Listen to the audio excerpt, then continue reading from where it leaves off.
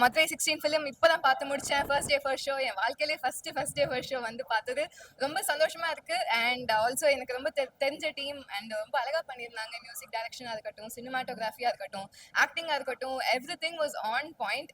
Emotional scenes, dance, music, stunts எல்லாமே ரொம்ப அழகா பண்ணியிருந்தாங்க. ரொம்ப முக்கியமான ஃபிலிம் நம்ம இப்போ இருக்க ஜென்ரேஷனுக்கு.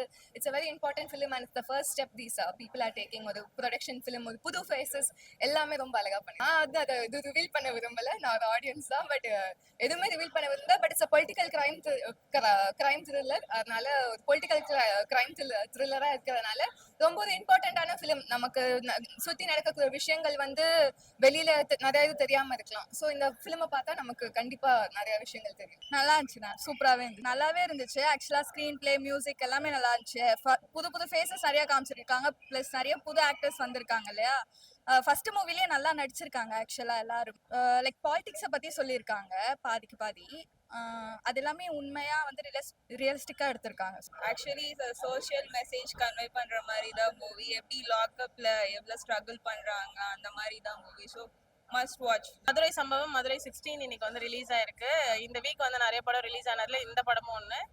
ரொம்ப நல்லா இருக்கு படம். படத்துல நடிச்ச எல்லாருக்குமே புது ஆக்டர்ஸ் தான், புது முகங்கள். பட் அவங்க பெர்ஃபார்மன்ஸ் எல்லாரும் ரொம்ப நல்லா பண்ணியிருக்காங்க.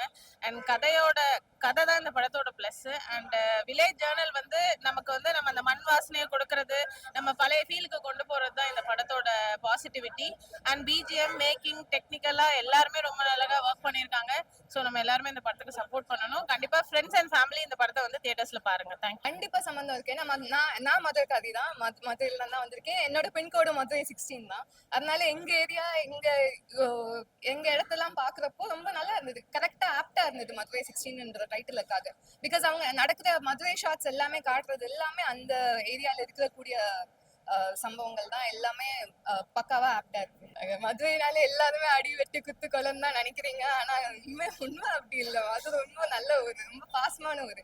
நான் இப்ப சென்னையில தான் ஒர்க் பண்ணிட்டு இருக்கேன். ஆனா எனக்கும் மதுரை போறப்போ தானே அந்த சந்தோஷம்ட்டு ஒண்ணு வரும்ல, அதை கண்டிப்பா ஈஸியா கன்வே பண்ணிருந்தாங்க. அந்த ஃப்ரெண்ட்ஸோட போர்ட்ரேல் ஆஃப் ஃப்ரெண்ட்ஸ் வந்து ரொம்ப அழகா. டெக்னிக்கலா எனக்கு ரொம்ப பிடிச்சிருந்தது. சினிமாட்டோகிராஃபியா இருக்கட்டும், ஆக்டிங், டைரக்ஷன், மியூசிக் வந்து ரொம்ப அதட்டிட்டாங்க. எனக்கு ரொம்ப பிடிச்சிருந்து. மாஸ் காட்டிட்டாங்க. எனக்கு ரொம்ப பிடிச்சிருந்துங்க. சினிமாட்டோகிராஃபியா இருக்கட்டும், ஆக்டிங், டைரக்ஷன் எல்லாமே ஆன் பாயிண்ட் இருந்தது. கண்டிப்பா எல்லா ஆர்டிஸ்டுமே எனக்கு ரொம்ப பிடிச்சிருந்து. ஜெரம், விஜய், ரிஷி எல்லாருமே ரொம்ப அழகா பண்ணியிருந்தாங்க. எமோஷன்ஸை வந்து நீட்டா கன்வே பண்ணியிருந்தாங்க.